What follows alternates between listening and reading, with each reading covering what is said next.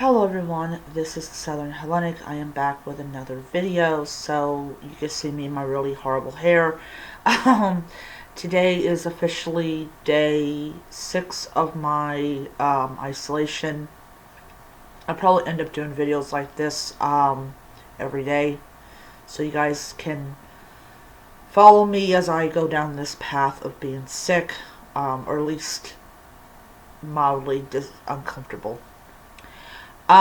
So when I was looking up Roman revivalism, not Roman, sorry, Hellenic revivalism, I had encountered a woman called Sarah Beard. Now, Sarah Beard is a classicist or classicalist.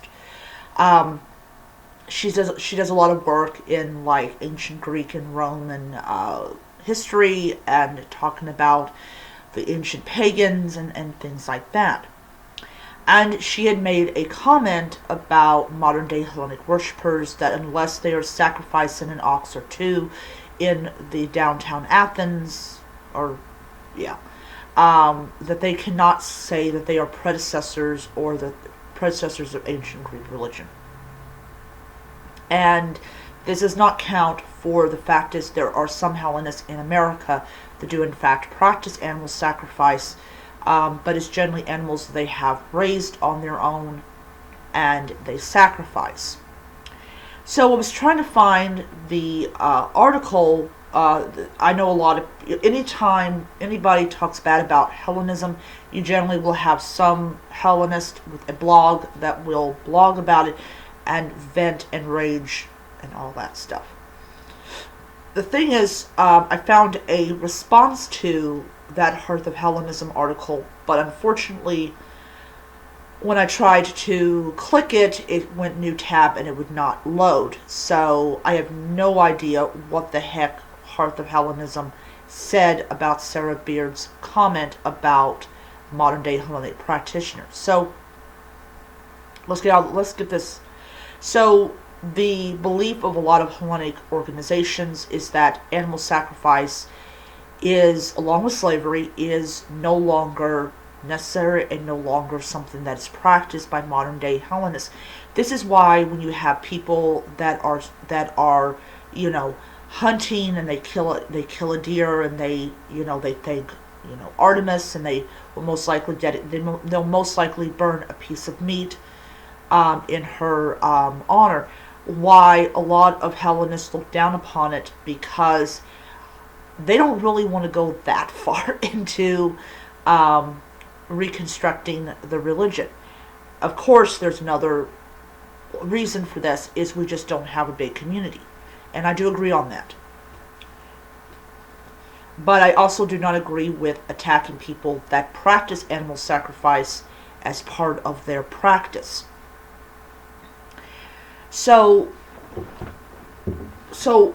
why do scholars do this? And simply because, first of all, if you are a legitimate archaeologist or a legitimate historian, you will automatically look down upon the people that are practicing their religion and say, okay, look, you're not practicing anything other than New Age or metaphysical stuff, because you're not sacrificing animals to the gods. Therefore, you are not practicing anything that the ancients would recognize. Made the assumption that there's no evolution of practice. That's what it would be like if it was still around today, because it was destroyed and we only have that little window. I don't believe that. There were people, like, for example, people that were priests of Hecate. According to one source, they practiced vegetarianism. Now, they did still sacrifice animals to Hecate, but they did not partake in the offering. Well, mainly because it was black puppies, and I really doubt they would have eaten dog or puppy, even if they weren't vegetarian, but they were strict vegetarians. So what? So I mean, is their practice invalid because they don't partake in the meat that they sacrificed? No. And there was there was several schools of thought on animal sacrifice and on all that type of stuff.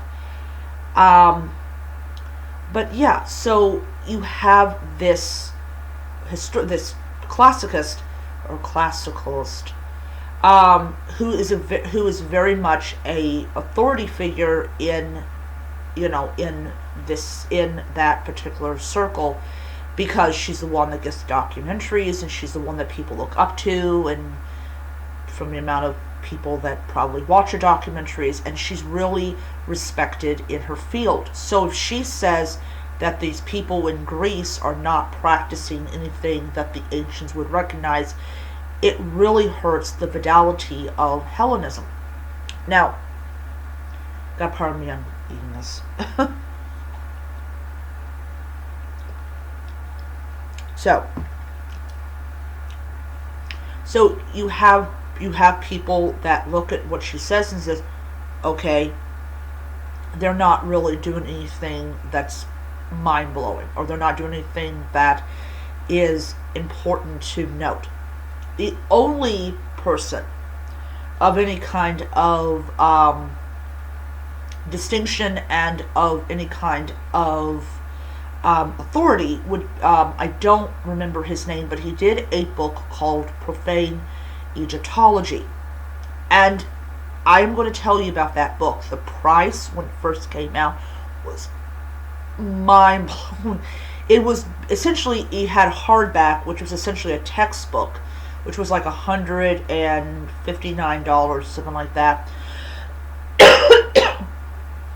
And it was meant to be read by people that were learning about Egyptology. And he has a podcast called Profane Egyptology.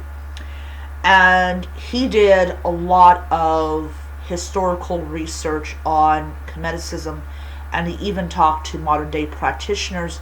The point of it was to show that yes, it's about time that we look at these Reconstructionist groups and see, okay, what in the world are they doing that we should take note of. He didn't dismiss the fact is that they did not do animal sacrifice. They did not dismiss any of that stuff. He basically gave you a very thick book. Let me take it back. Not a really, really thick book, but a good sized book, full of like history and about Afrocentric and all that type of stuff. And he did talk to like Sharon Laborde, who's got her own YouTube channel, and it was really interesting book. And I do own the book, but I've not gotten around to finishing the book. So yeah, but I waited till it went down in price. I think I spent like $35-40 for the book. But I wanted to read it because it was written by an Egyptologist who also goes on the History Channel, and he did a lot of like British battlefield things where he was doing narration, and he also in fact was involved in some video game, so it would give more like historical feel to it. So he's really up there in the fidelity department. That basically, if he's writing a book about Chemeticism and modern day practitioners, you can tell that it's going to be, unless you're interested in it, it's going to be a very dry book. Just saying. I really would like him to do a book on Hellenism. That would be really awesome. I definitely would buy the book. But anyways, so when you have scholars that look down upon people that practice Hellenism because they're not doing animal sacrifice, and they only focus on the Hellenics in Greece and not on the Hellenics in America or in Brazil or other places, it really kind of robs people of a clear scope of what Hellenism is. Now, As I said in a previous video, the author of Hellenic Polytheism is stating that Hellenism is becoming a really big driving force in modern day paganism, because you have people that are going to these temples and they're doing rituals, and it's an amazing thing. And as the numbers start growing and growing and growing, you will probably see them outnumbering the heathens. And once that happens, then then you're really going to be like, oh, okay. But until we actually,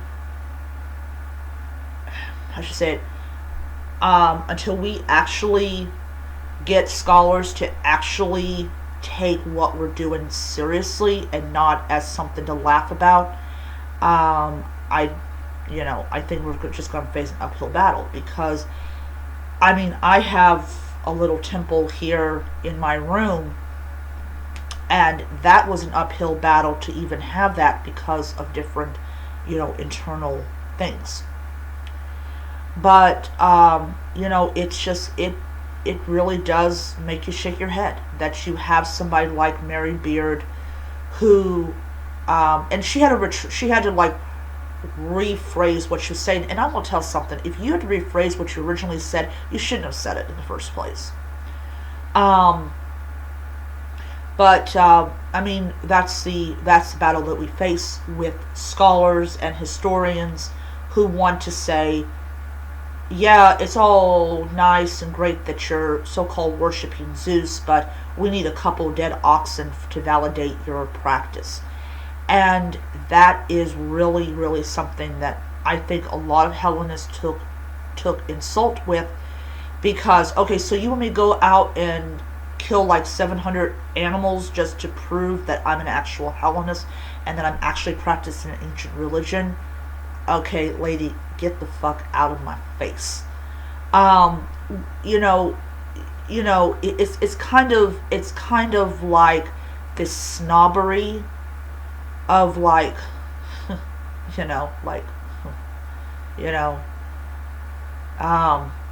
but then you have, of course, that one gentleman who says, hold on, wait a second here, let's really look at these people and let's really take stock in what they're doing. And he said in his book that if any respectable scholar even tries to put some form of validation with Reconstructionism, they're literally laughed out of the classroom, because historians, their view is ancient paganism, these big temple cults and things like that, they were exterminated, and you can never ever say that you're practicing a pre-Christian religion, because you don't have the big fancy temples, you don't have the large groups of people. And and it's kind of laughable, because anytime, this is pre-COVID, everything's pre nowadays, pre-Christian, pre-COVID, and you had probably about 75 people, or maybe 50 to 60 or 75 people that would go to, they would be going to and seeing, taking pictures, and then suddenly they would come upon this Hellenic ritual and they would actively take part in it. And it was like a little thing that came together. But historians look at like religions like modern Wicca and they're like, oh yeah, let's just look at these people, because they know that Wiccans are not actively practicing a pre-Christian religion, and people like the cloaks and robes and stuff anyways. But yeah, so we have a long way to go before we have any form of fidelity, and It sucks that the first group that was actually treated with any kind of scholarly work was the Cometics and not the Hellenists. But we'll get there. We'll get there. So, yeah, and I think it's the same thing with the Reconstructionists down in Mexico. I think scholars just look down upon them as like a nuisance, not as trying to reclaim their ancient religion. That's just my thought. Alright, so I'm going to let you guys go until next time. May be happy, healthy, most important, be safe, and held to the gods. And footnote, I did not know about the Mary Beard statement until yesterday, so I'm really late on the train. I'll see you guys around. Bye.